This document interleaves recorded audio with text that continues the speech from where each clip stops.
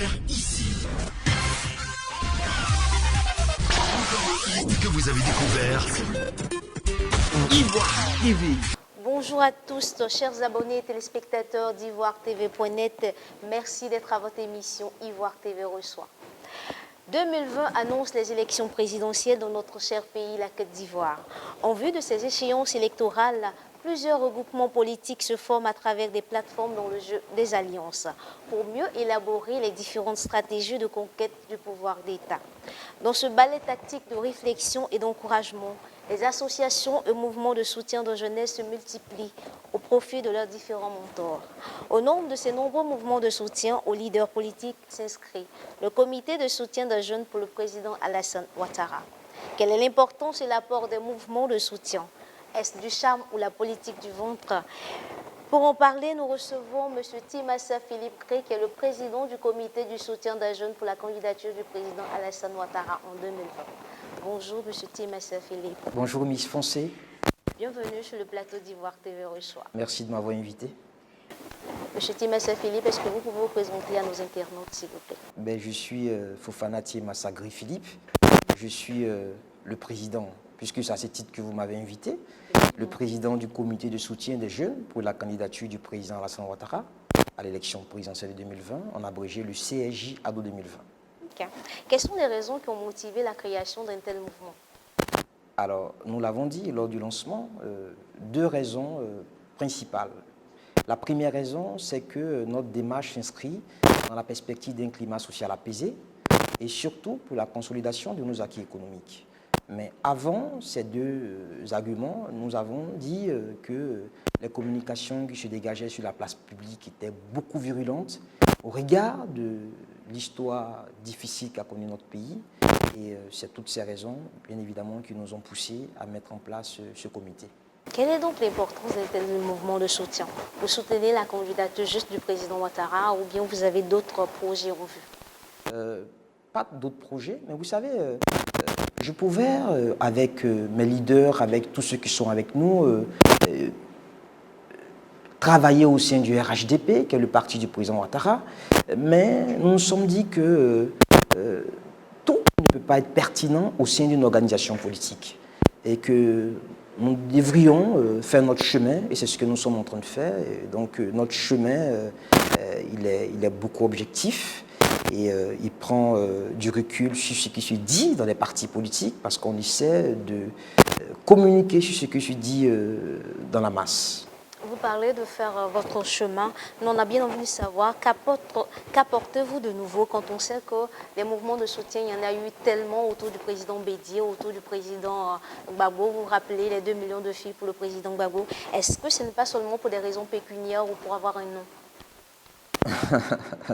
Alors, c'est une réflexion qui m'est parvenue à maintes reprises, mais ce n'est pas un argument recevable. Quand vous avez un comité de jeunes qui fait venir en Côte d'Ivoire un président d'un parti politique français, l'UDLEF, le président de l'Union démocratique, liberté, égalité, fraternité, M. Abed Lakim, qui quitte la France, qui était même au lancement officiel, qui quitte la France et qui vient en Côte d'Ivoire, bien évidemment qu'il y a des raisons que nous l'avons présenté et qui l'ont bien évidemment séduit et que l'on poussait à venir. Donc si c'était pour des raisons que vous avancez, je pense qu'il ne serait pas venu en Côte d'Ivoire. Ce n'est pas les raisons que j'avance, ce sont les raisons qui sont mises en avant quand on parle de mouvement de soutien. Écoutez, vous savez, la politique s'articule autour de trois grandes idées. D'abord, je veux dire trois grands points. Il y a d'abord les idées, il y a d'abord après les hommes et enfin l'argent. Vous savez, on ne peut pas aller loin en politique quand on n'a pas les moyens. Donc, je pense que ce n'est pas ce que les gens essaient de dire. Je pense que c'est une erreur, ce n'est pas un argument recevable. Ça veut dire qu'on soutient quand même pour des raisons pécuniaires? Non, ce n'est pas exact, dans la mesure où, jusqu'au jour d'aujourd'hui, ce sont les jeunes qui sont avec nous, qui financent exclusivement notre mouvement.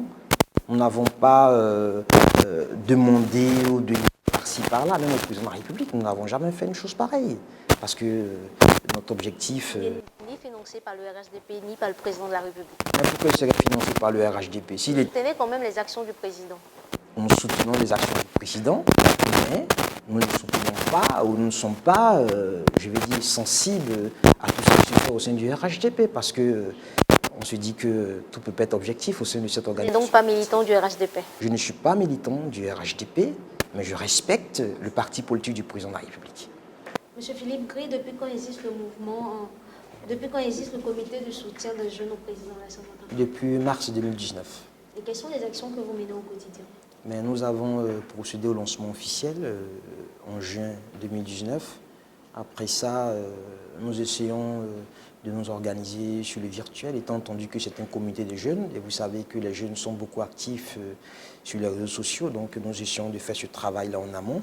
Et puis après, nous avons des rencontres régulières et avec des jeunes pour expliquer le sens de notre engagement et pour qu'ils puissent également adhérer.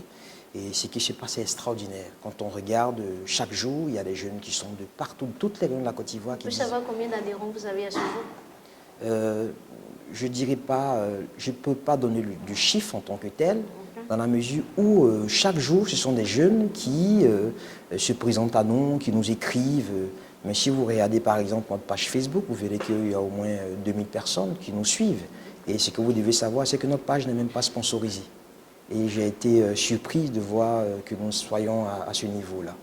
Vous parlez beaucoup des échéances 2020. Est-ce que vous comptez limiter vos actions à la fin de la présidentielle de 2020? Non, vous savez, la politique, pour moi, c'est une mission.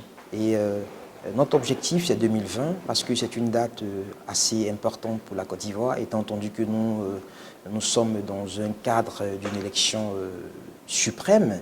Donc, sauf que nous attendions l'issue de l'élection d'octobre 2020 pour, bien évidemment, définir un nouveau chemin que nous devons emprunter. Nous avons quand même eu les élections en 2015, il n'y avait pas de mouvement de soutien. Pourquoi vous pensez que 2020 est une année assez particulière?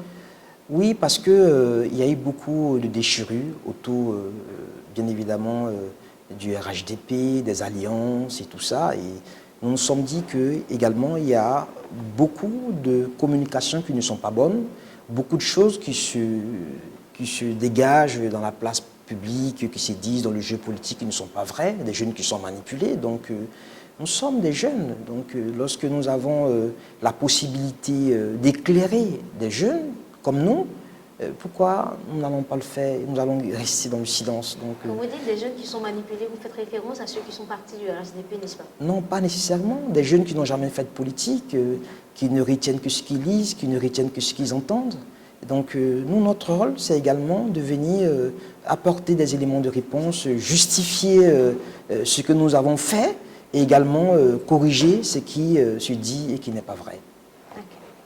Monsieur Philippe Gray, vous avez dit au cours d'une cérémonie, il n'y a pas plus présidentiable que le président Alassane Ouattara en 2020. À vous écouter, la machine Ouattara doit continuer. Et si oui, pourquoi? Même ma question, c'est est-ce que ce n'est pas cruel de dire qu'il n'y a pas plus intelligent en Côte d'Ivoire que le président Ouattara pour gouverner ce pays? Mais je n'ai jamais dit qu'il n'y a pas plus intelligent que le président Ouattara. Vous dites quand même que le président Ouattara est le seul... Mais c'est le plus brillant. Mais c'est le plus brillant. Mais prenez, madame, écoutez. Monsieur Ouattara ne peut pas être le plus brillant de la Côte d'Ivoire. Non, madame, écoutez. Il est le plus brillant, c'est pour ça il est le président de la République. Non. Je vous le dis, parce qu'une élection, c'est la confrontation des intelligences. Okay. Et c'est l'intelligence la plus pertinente qui triomphe. Vous conviendrez donc avec moi que le président Bédié est donc le plus intelligent en son temps en 93 et en 99. Oui, c'est une intelligence qui a peut-être brillé à cette époque-là. Mais attention, M.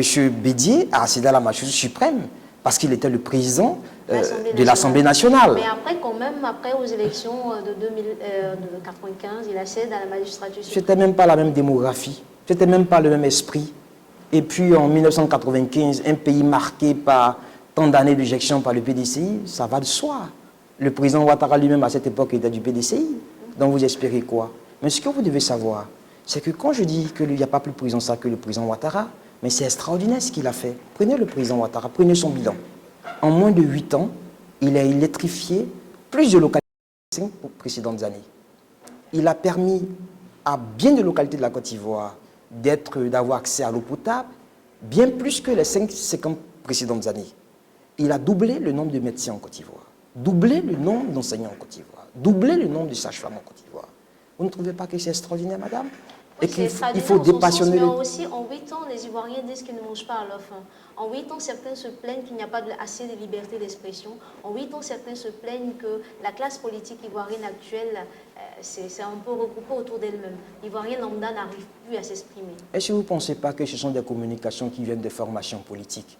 Parce que ce qui est extraordinaire, c'est que le président Ouattara a dit qu'il créait 1 million d'emplois en 5 ans, n'est-ce pas? Et il en a créé combien en 8 ans? Nous parlons aujourd'hui de 2 500 000 emplois créés. Vous trouvez que ces 2 millions d'emplois créés... Mais la Côte d'Ivoire, ce n'est pas aussi seulement le chiffre économique, il y a aussi la réconciliation des Ivoiriens. Non, vous avez posé une question, laissez-moi aller au bout de ma pensée. Alors, vous pensez que 2 500 000 emplois qui sont créés dans un pays où le SMIC passe de 30 000 à 65 000 francs, ces jeunes-là ne mangent pas le fait? Non, madame, il faut, à un moment donné, il faut arrêter. Il ne faut pas se laisser manipuler par des communications qui sortent de nulle part, des organisations politiques qui veulent forcément le pouvoir. À un moment donné, il faut dépassionner le débat et puis il faut se rendre à l'évidence. Donc pour vous, M. Timassia Philippe Dré, tout va bien en Côte d'Ivoire sur les Ouattara? Beaucoup de choses ont été faites.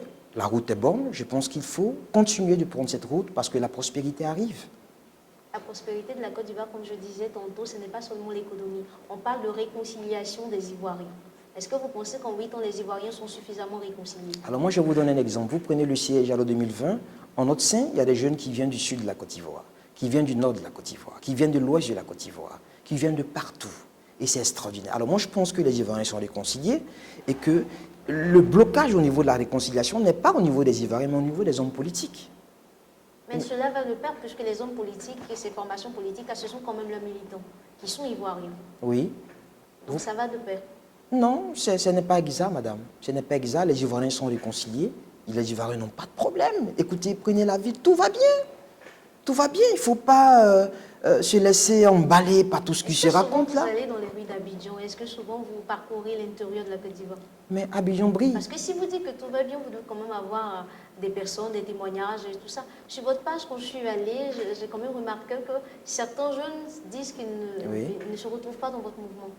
Certains jeunes, vous avez dit certains, mais écoutez, nous sommes dans un pays démocratique. Et je suis étonné que certains jeunes puissent s'exprimer de la sorte. Est-ce que ces jeunes avaient la même possibilité de s'exprimer sur d'autres régimes?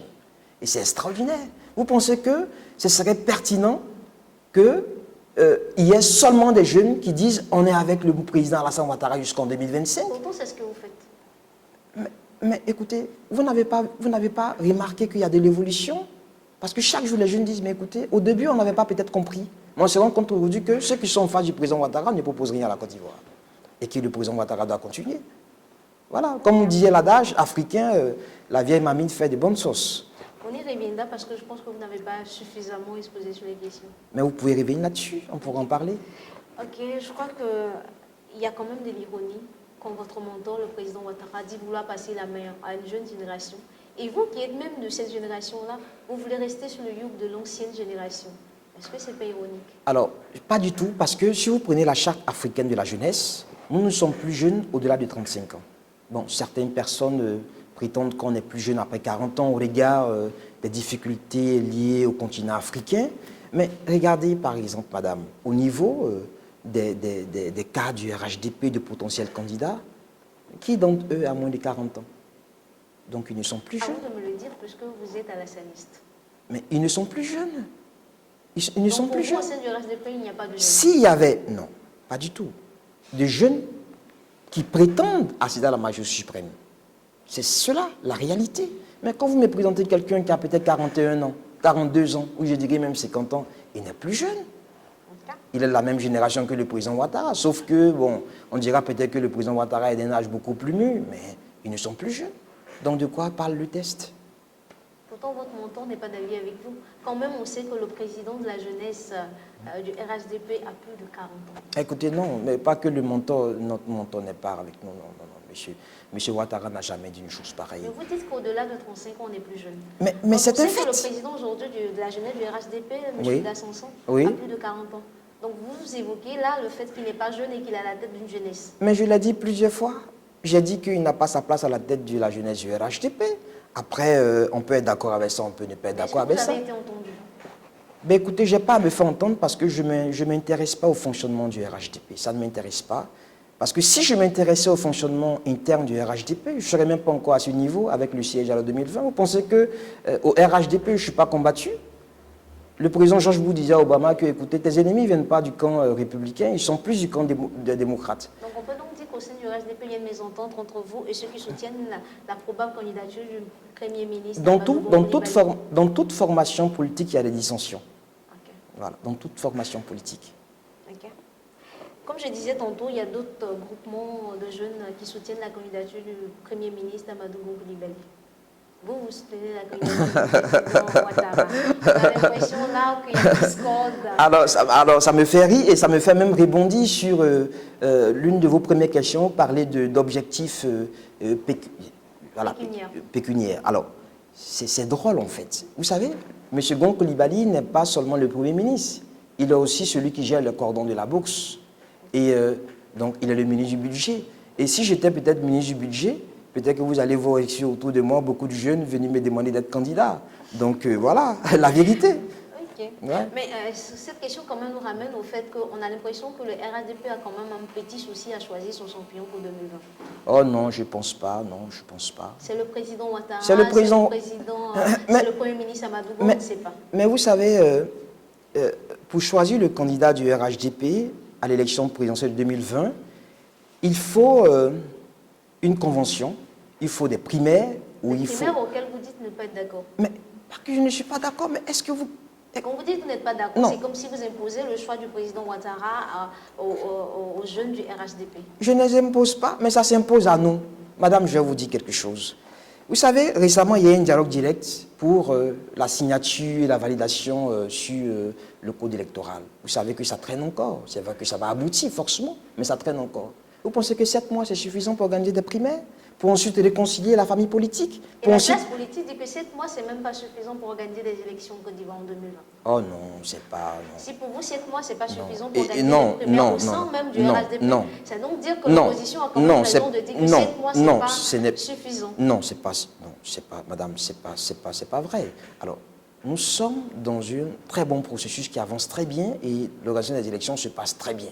L'opposition essaie de raconter beaucoup de choses, mais le processus... Mais ce n'est pas en 2020 que l'élection a commencé à être préparée, c'est depuis des années. Alors, quand vous me parlez de primaire, je me dis, mais écoutez, nous nous approchons de l'élection présidentielle et on va encore parler de primaire au sein d'une organisation politique qui est censée se présenter à cette même élection présidentielle. Non, ce n'est pas pertinent, je l'ai dit.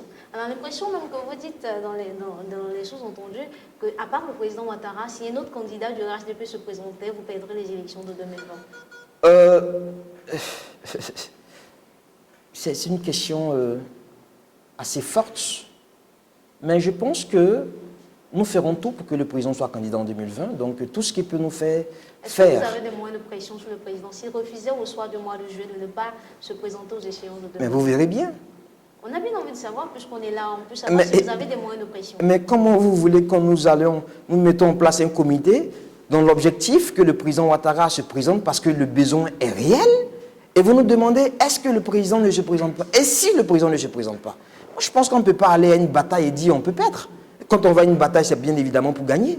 Donc pour nous, il y a l'homme d'aucun doute. Le président Ouattara sera candidat en 2020. Seulement qu'il faut laisser la date choisie par le président de pouvoir voir tout ça de façon très claire. Mais nous pensons qu'au fur et à mesure que nous approchons de l'élection électorale, de l'élection présidentielle 2020, les choses se présentent en faveur du président Ouattara au sein de son organisation politique. Monsieur Fofana Malik Thiemassa Grefili, vous dites dans une vidéo faite le 29 mars 2019 que si le président Ouattara refusait de se présenter aux échéances de 2020, vous l'obligeriez à être candidat. Est-ce que vous avez des moyens de pression sur le président? Madame, écoutez, je suis à la tête d'un mouvement de jeunes, donc je ne peux pas dire ce que moi je pense. Ce qui compte, ce n'est pas mes jolies dents ou mes longues dents. Ce n'est pas ça, ce n'est pas ma tête, c'est de dire ce que les gens pensent. Et je suis avec des jeunes qui disent tout bas ce que je dis tout haut. Et plus loin, je dis ce que se dit même au sein du RHDP. Vous savez, les vicissitudes politiques rendent tout poste fragile. Quand un homme qui est DG dans une société publique, qui a été nommé par un tel, qui a le même un tel, et peut-être une ambition présidentielle, vous pensez qu'il ferait le contraire de ce que celui-là peut-être voudrait? C'est pourquoi je vous demande si vous avez des moyens de pression. Mais vous verrez bien. Au soir du mois de juillet. Mais vous verrez bien. Vous voyez pas que chaque jour, on nous donne raison. Vous voyez pas chaque jour Boaké qui dit on réclame le président Ouattara. Azopé réclamait le président Ouattara, des ministres réclamaient le président Ouattara. Monsieur Partout, Timassa, vous parlez il y a quand même peut-être d'une minorité de personnes. une minorité de personnes. Oui, À jamais, à jamais, Ok. à jamais, parce que chaque Donnez-nous jour, le péché, faut qu'il alors dise chaque que jour, à Boaké, ah tout le non. monde réclame le président Ah non, Ouattara. mais à Boaké, madame, tenez-vous bien, à Boaké, lorsque ça a été dit récemment, mais c'est des leaders du RHDP qui l'ont dit, qui ne sont même pas du siège à la 2020. Peut-être que notre message est en train de porter ses fruits, et vous ne savez même pas le nombre de correspondances que je reçois de biens de DG qui sont à la tête de la Côte d'Ivoire, qui me disent ben, félicitations parce que tu as raison de le faire. Quel courage! Monsieur Timassa Philippe, quelles sont vos relations avec le président national de la jeunesse du RHDP, l'honorable Sansonda? Oh, je dirais des rapports profondément familiaux, parce que je l'ai connu grâce à mon père.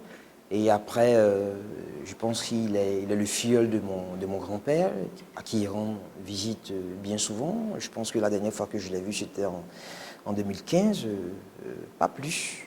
J'étais très fier de savoir qu'il était à la tête de la jeunesse du RHDP. Et bon, voilà. Pourtant, vous dites, je cite dans un de vos postes, que vous êtes jeune, vous aurez aimé avoir un jeune leader à la tête du RHDP. Ouais, c'était mon souhait au regard de la charte africaine de la jeunesse qui dit qu'on n'est pas jeune, on n'est plus jeune au-delà de 35 ans. Et je pense qu'il faut que cela soit pris en compte de nos organisations politiques, même pas seulement au RHDP, aussi au PDCI. Vous prenez avec moi quelqu'un qui est président de la jeunesse du PDCI qui a peut-être 50 ans. Pour moi, ça ne va pas. Quelqu'un qui a peut-être 50 ans qui est ministre de la jeunesse. Pour moi, il y a une incohérence.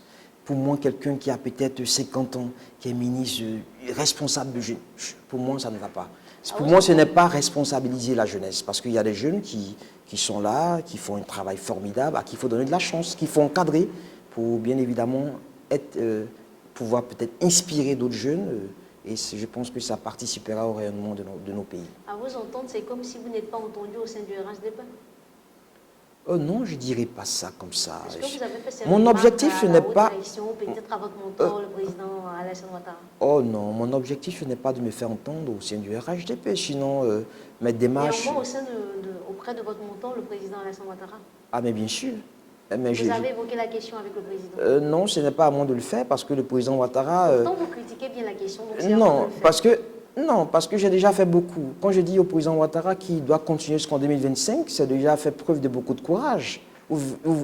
Monsieur Ouattara est très très intelligent et vous pensez que c'est à moi de lui dire voici ce qui ne va pas, voici ce qui ne va pas au sein du RHDP. D'abord parce que... Pour quelqu'un de très critique, je crois que... Oui, mais je ne suis pas membre du RHDP. Pour vous répondre très franchement, je serai sympathisant du RHDP, mais je ne suis pas membre du RHDP. Parce qu'on ne peut pas être acteur. On ne peut pas être acteur. Je suis alassaniste et c'est un fait. On ne peut pas être acteur et commentateur. Ce n'est pas possible. Tu ne peux pas être au sein du RHDP et mettre en cause les bases les plus fondamentales du RHDP. Tu vas te faire harakiri. Écoutez, je vais vous faire une confidence.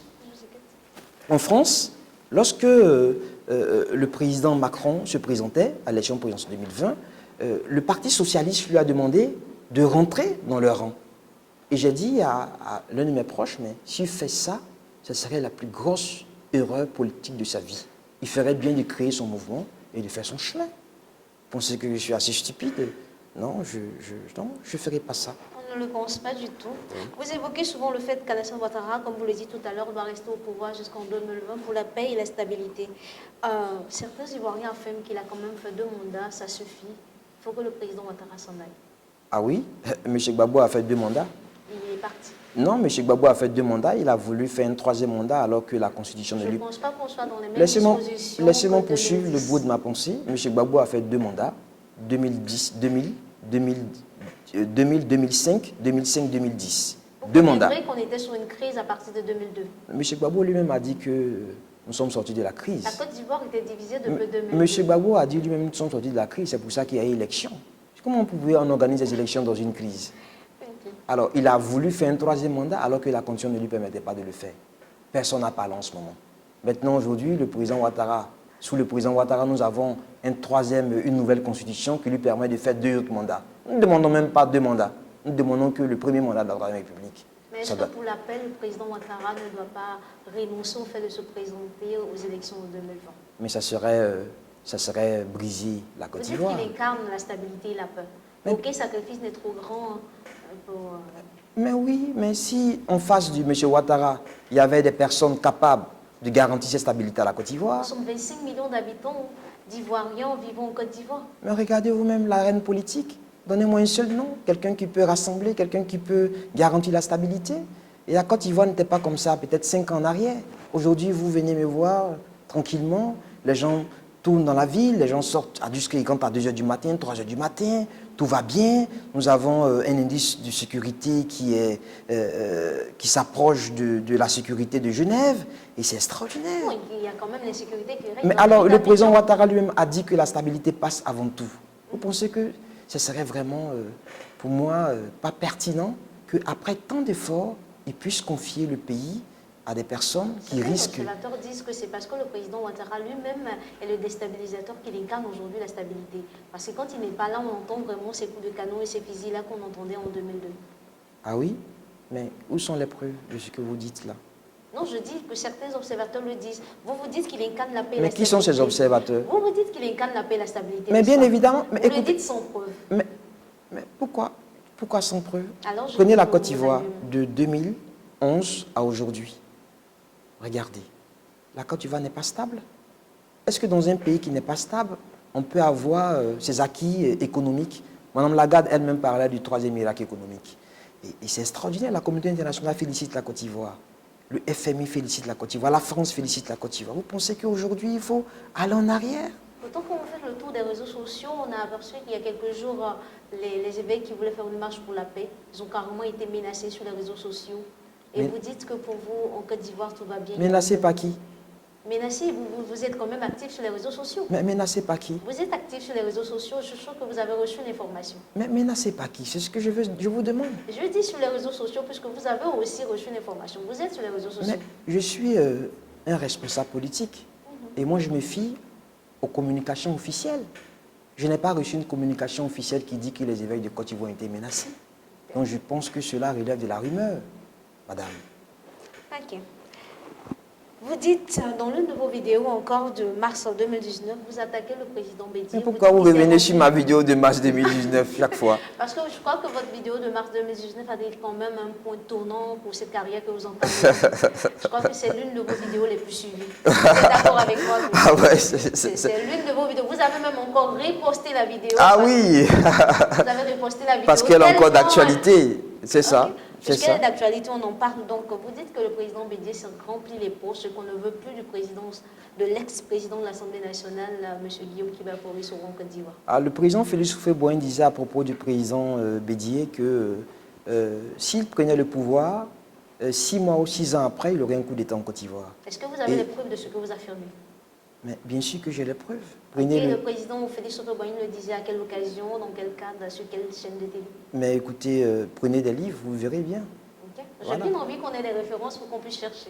Prenez le livre de M. Frédéric Gramel, vous verrez bien. Frédéric Gramel, le président Félix Houphouët-Boigny dit que 6 ans après la prise du pouvoir... 6 ans après, 6 mois après la prise du pouvoir en Côte d'Ivoire par le président Henri Konan Bédié, il aurait un coup d'État en Côte d'Ivoire et le coup d'État est arrivé 6 ans après sa prise du pouvoir. Okay. Donc c'est ce que vous reprochez au président Bédié?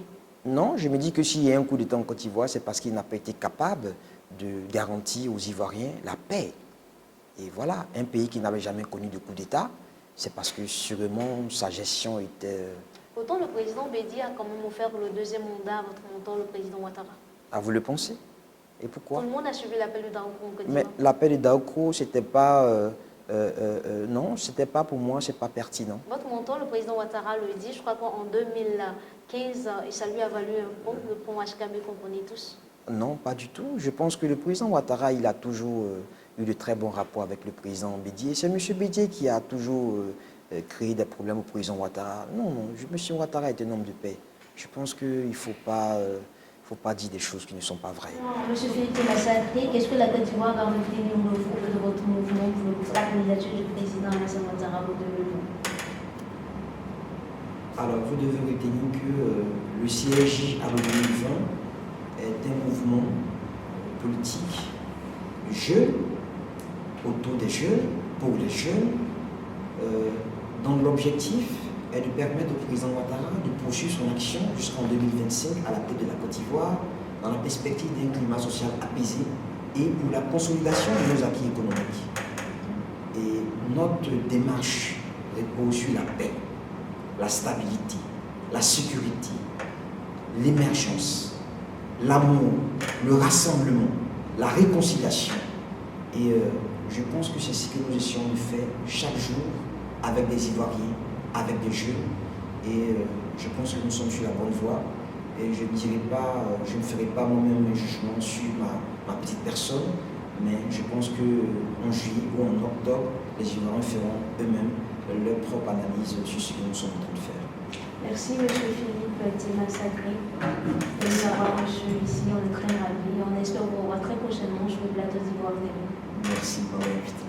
Merci de nous avoir suivis. N'oubliez surtout pas de vous abonner à ivoiretv.net et de laisser en commentaire vos messages. Vous avez découvert ici.